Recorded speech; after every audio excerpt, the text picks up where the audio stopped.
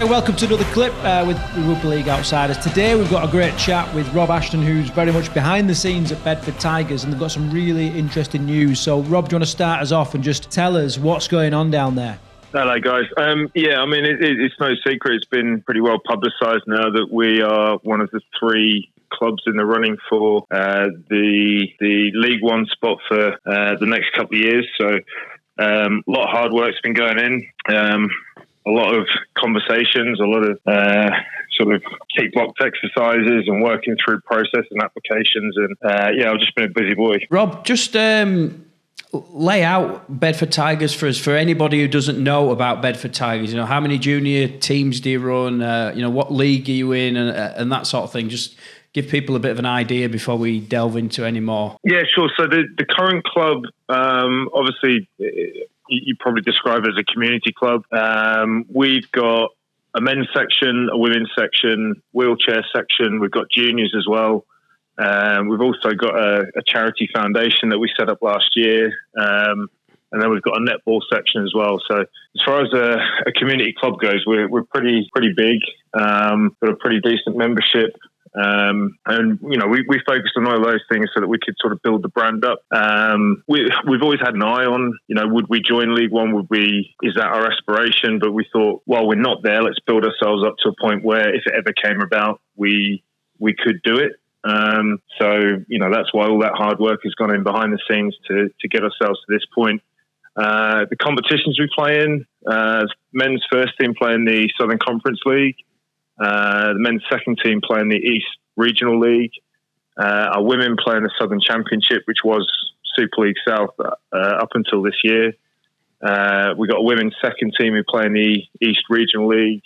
We got two under-16 sides, boys and girls. They're not in league structures as such, but they're taking part in structured festivals, fixtured festivals this year.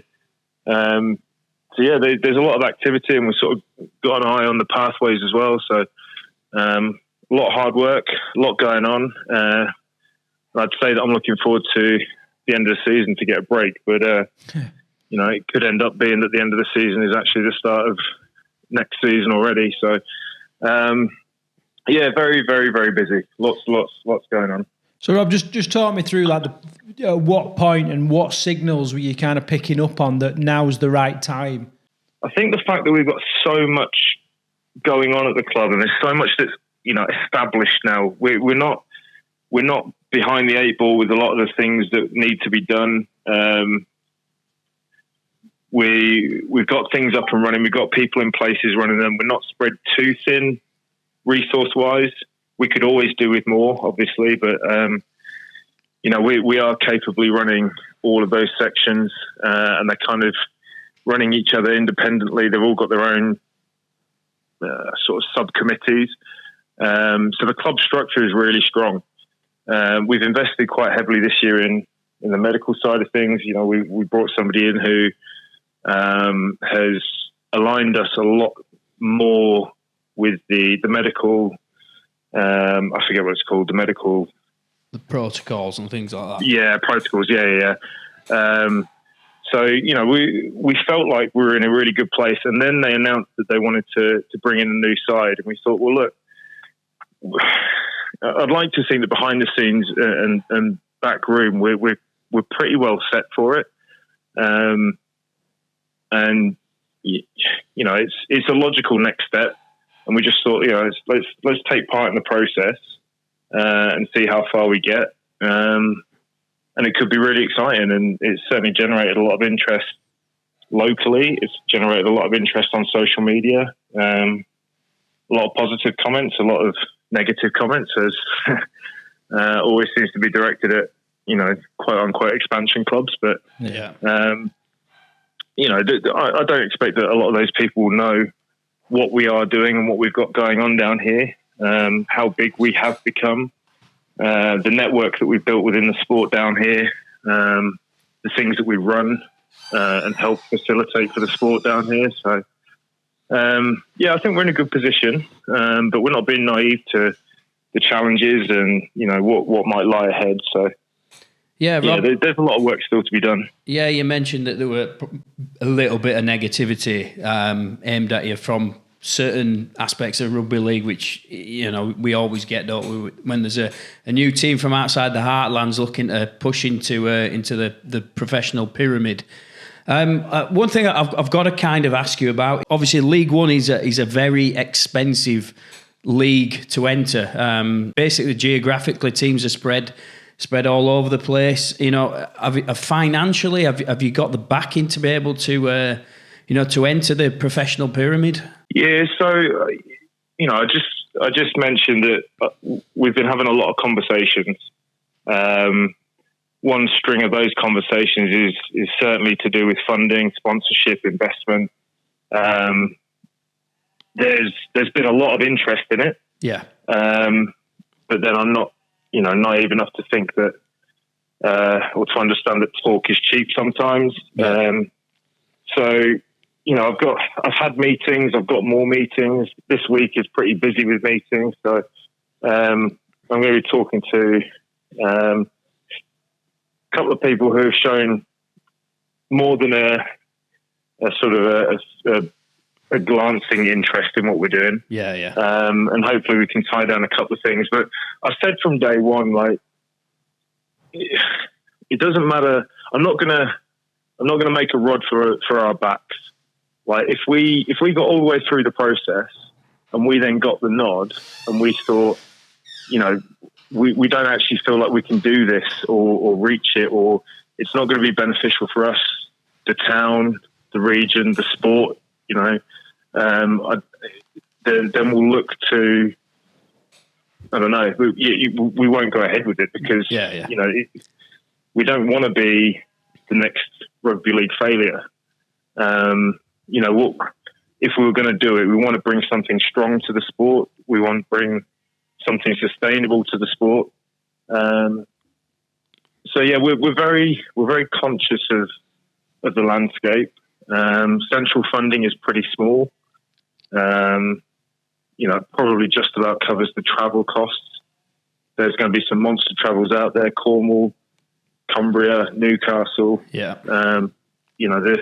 The local games are going to be the ones up in Yorkshire and Lancashire. So, that says something, like you say. So, yeah, we're not naive to the financial challenges, and we want to make sure that we get that right. And like I said, not make a rod for our own backs with it. Yeah, Rob. So what's the current process then? You've formally submitted an application. Do you know when you're going to hear anything back from the RFL and what sort of the time scale is really? Yeah, so we've heard back. We got we've obviously been contacted by them since we had the application accepted. They've got to come out and do a facilities visit. So they'll come out and check out what we've got. Does it reach the criteria? What needs to be put in place if it doesn't? I assume sort of a progress plan of how we get to there if it's not in place.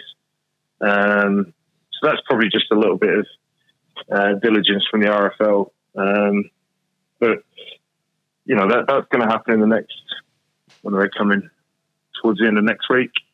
And then process after that is we've got to do a presentation up in Manchester and sort of showcase what the club is about, and I suppose what we've got and how strong we think we'll be and what our forecasts are for the next year, 2 years, 3 years. And then we find out in September, but then it's an incredibly short turnaround to be ready to go in January, February time. There's a lot to do, and there's a lot that, you can put things in place, but a lot of it's on speculation until we get the spot. Yeah. So, that's just presenting another challenge to whichever club gets it. Because 4 months is not a long turnaround, is it? No, not at all. No. Rob, what about the feeling amongst the players? I mean, what are the players kind of saying? What do you think they're feeling right now?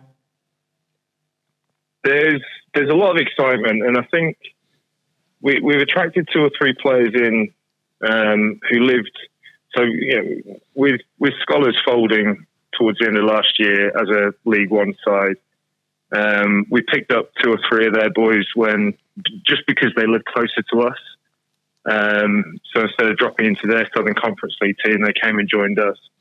And they'd caught wind that we were looking at doing this as well. So they kind of wanted to be a part of that building process. I don't think people are naive to the fact that, we're going to have to build 95% of a new squad. Or people are going to have to start turning up to training and improving. There's a lot of excitement around the club generally. People are aware that they won't be in the League One side, but they want to help and they want to be a part of it. And they're excited to see it happen. So, on the whole, it's a positive. Rob, just if let's say you're successful, and we really do hope you are, which club that's in the current League One would you be most excited to play, or would you most look forward to playing against? Good question. Newcastle. Yeah, that's a good night out. That's a great night out. Yeah. Cornwall. That's a good holiday destination. Yeah. But that just shows the distance involved in the the league. Yeah, it's mental. Two extremes there. Yeah, it does. There's some cracking grounds now in League One, aren't there? So Oldham are back playing at Boundary Park. Yeah, Keighley, if they can regenerate Cougar Mania, would be a good day out. And then you got Midlands playing at the Alexander Sports Complex in Birmingham, which is a stunning facility. So, there's some exciting days out in there for sure. Rob, is there anything we should have asked you that we haven't asked you, or anything you wanted to get across? Just there's a listenership that you guys are generating. I think there's clearly interest in non-Heartland areas. I'd love to move away from that term, but it's a thing that exists.